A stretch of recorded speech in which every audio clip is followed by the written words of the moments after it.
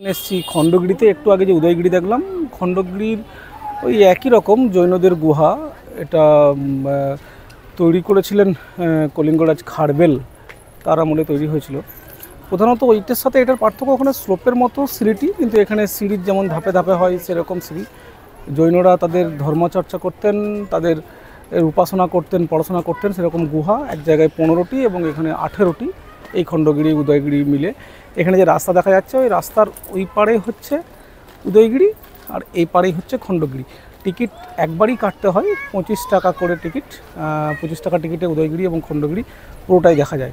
তো আমরা এবারে সিঁড়ি দিয়ে দিয়ে উঠবো খণ্ডগিরিতে এবং দেখে ওখানকার ছবি ভিডিও আপনাদের দেখাবো। ধন্যবাদ।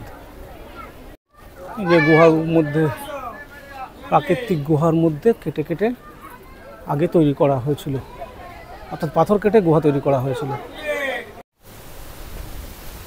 রাস্তাটা এখানে সিঁড়ি নেই, ঠিক পাথরের খাঁজে খাঁজ দিয়ে যেতে হচ্ছে, সেটাই হবে, একটু সাবধানে উঠতে হবে। এই যে ওপরে উঠছি খণ্ডগিরির ওপরে, এখানে একটা মন্দির রয়েছে খুব সুন্দর। উদয়গিরি উঠতে যতটা কষ্ট হয়েছে, খণ্ডগিরি উঠতে একটু বেশি কষ্ট হলো, কেননা এখানে স্লোপের মতো ছিল না, প্লাস সিঁড়িও সব জায়গায় নেই।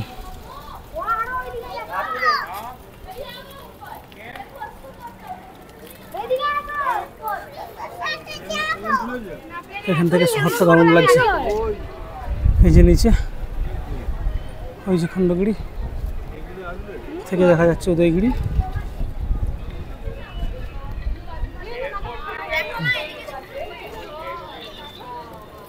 দিগম্বর জৈন মন্দির খণ্ডগিরি, এখানে বোর্ডও দেখতে পাচ্ছি। মন্দির এখন হয়তো বন্ধ।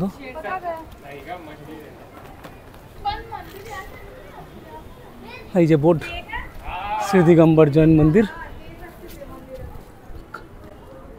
খণ্ডগিরি উদয়গিরি।